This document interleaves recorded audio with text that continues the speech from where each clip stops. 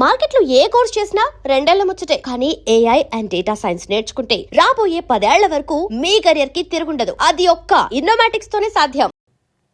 తర్వాత నేను విశ్వనాథ్ గారితో శోభన్ బాబు సినిమాలు వరుసగా పనిచేయడం జరిగింది. చెల్లెలి కాపురం కానీ, కాలం మారింది కానీ, తర్వాత మధ్యలో కృష్ణ గారి సినిమా నేరవ శిక్ష, అలా చేసుకుంటూ వచ్చా. మళ్ళీ ఎప్పుడైనా రామారావు గారి సినిమా ఒకటి చేద్దామనేటటువంటి ఉద్దేశం ఉండేది. అయితే చిన్ననాటి స్నేహితులు సినిమా జరుగుతూ ఉంటే అప్పటికి కాస్త ఎక్స్పీరియన్స్ వచ్చింది కదా మనకి.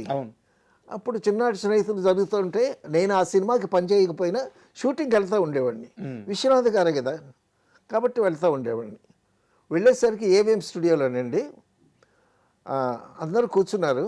రామారావు గారు వచ్చారు. రామారావు గారు వస్తే ఆయనకు ఒక చైరు, దాని మీద పెద్ద Turkey towel, white Turkey towel వేశారు.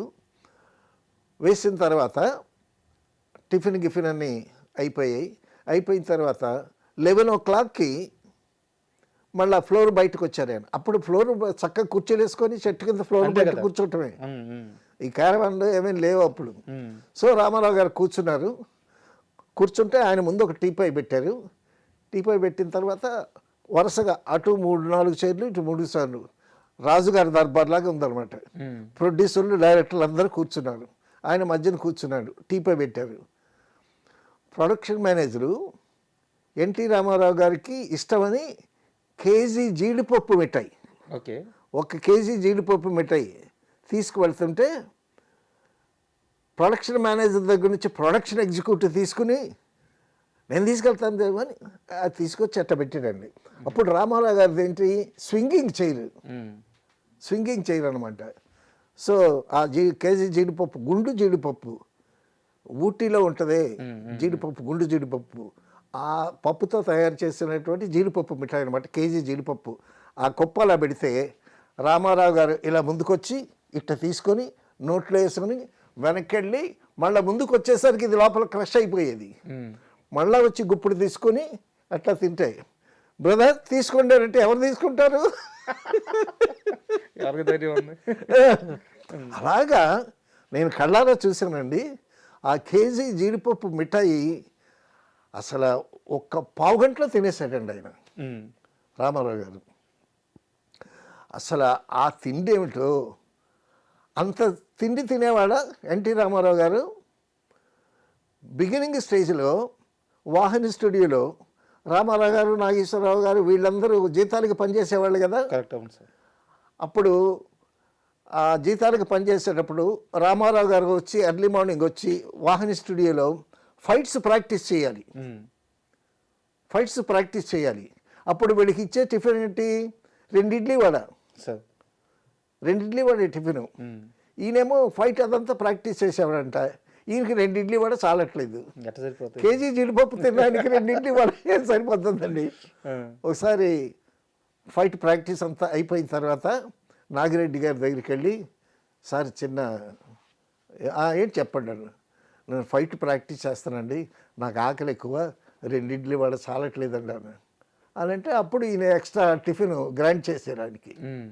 సో ఆ విధంగా ఉండేది. అంటే చాలామంది మాట్లాడేటప్పుడు ఏంటంటే ఎన్టీఆర్ గారు అలా తిన్నారు, ఇలా తిన్నారు, చూసిన ఎక్స్పీరియన్స్తో చెప్తారు. కానీ ఆయన అలాగే కడుపు మార్చుకొని ఎదిగారు కదా. కడుపు మార్చుకోవటం ఏంటండి, రాముడు కృష్ణుడు వేషాలు వేసేటప్పుడు ఆయన నిమ్మకాయ నీళ్ళే తాగుతాడు. అసలు ఫుడ్ ఏమి ఉండదు. చాప మీద పండుకుంటాడు. ఎంత నిష్టగా ఉంటాడు ఆయన, ఎంత తింటాడో అంత రాక్షసులాగా పనిచేస్తాడు ఆయన. అంత ఎనర్జీ ఉంటుంది అప్పటికి. తర్వాత ఆయన ఎర్లీ మార్నింగ్ ఎక్సర్సైజ్ చేసేటప్పుడు ఇంటి ముందు, అప్పుడు ఈ జిమ్ములు ఈ ఎక్విప్మెంట్లు ఏం లేవు కదా, ఇంటి ముందు ఒక బండిని ఇసుక కుప్ప పోయించేసాడంట ఆయన. ఆ ఎక్సర్సైజ్ ఏంటి, ఆ ఇసుక కుప్పంతా పారతో ఇటు వేయటం, ఆ ఇసుక కుప్పంతా ఇటు వేయటం, అదొక ఎక్సర్సైజ్.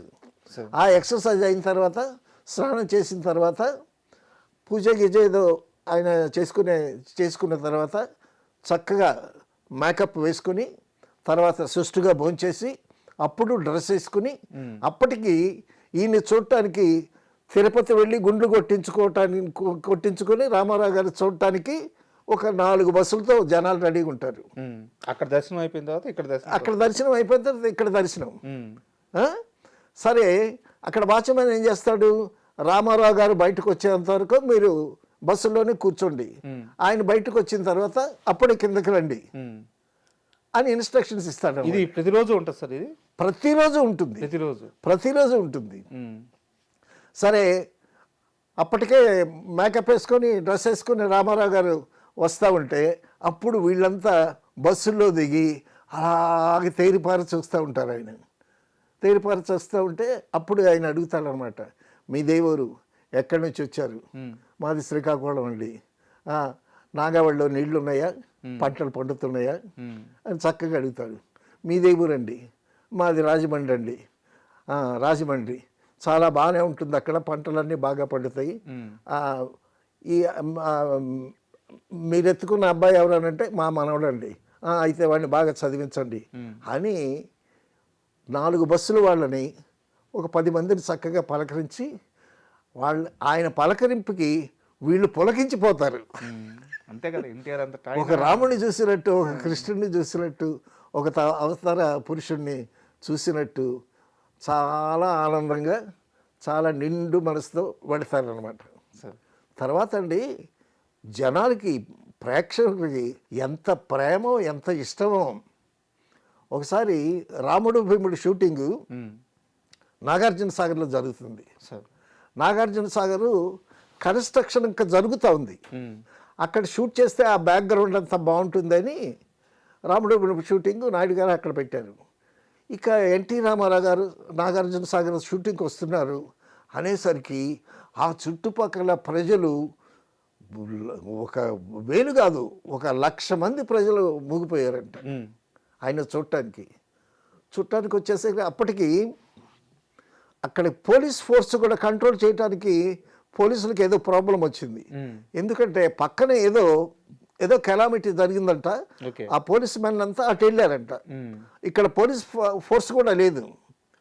లేకపోయేసరికి రామానాయుడు గారేమో ఇక్కడ షూటింగ్ చేయటము కష్టం అది ఇది అని అంటే అప్పుడు రామారావు గారు, బ్రదర్ మీరేం కంగారు పడకండి అని చెప్పి రామారావు గారు ఒక హైట్, ఒక చెప్టాలాగా ఎక్కి అందరికీ ఇలాగ చేతులు పెట్టి అందరికీ ఒక నమస్కారం పెట్టి, బాబు మేము షూటింగ్ కోసం వచ్చాము, మీరు మమ్మల్ని చూడటానికి వచ్చారు, మమ్మల్ని చూశారు కదా అని మిగతా వాళ్ళని కూడా చూపించి, సో మీరు చూసి చక్కగా మీరు వెనక్కి వెళ్ళిపోతే మా పని మేము చేసుకుంటాం అని అంటే ఇంతమంది జనాల్లో పిన్ డ్రాప్ సైలెన్స్ అనమాట. ఆయన మాట విని అలాగే వెనక్కి వెళ్ళారు. ఒక్క మాట, ఆయన మాట, ఆ మాటకి ఎంత విలువ, ఆ వ్యక్తి మీద ఎంత ఆరాధనా భావం. And for more videos, please subscribe to iDream. Please subscribe to iDream. Please subscribe iDream. And please subscribe to iDream. For more videos, subscribe to iDream. please like, share and subscribe to the channel. Congratulations, iDream. Subscribe to iDream. Subscribe to iDream. So subscribe to iDream Media. iDream ki iDream team andarki huge congratulations. Please subscribe iDream Media. Please subscribe to iDream. Subscribe iDream. Please subscribe to iDream. iDream అంటే నా కళల channel subscribe చేసుకున్న నోరు తిరుగుతలేదు, మీరైతే గంట గుర్తు కొట్టండి. For more such videos, please subscribe to iDream. Subscribe to iDream. Please subscribe to iDream. Please subscribe iDream Media. Please do subscribe to iDream. Please subscribe to iDream Media. For best entertainment and information, please subscribe iDream. And don't forget to subscribe to iDream.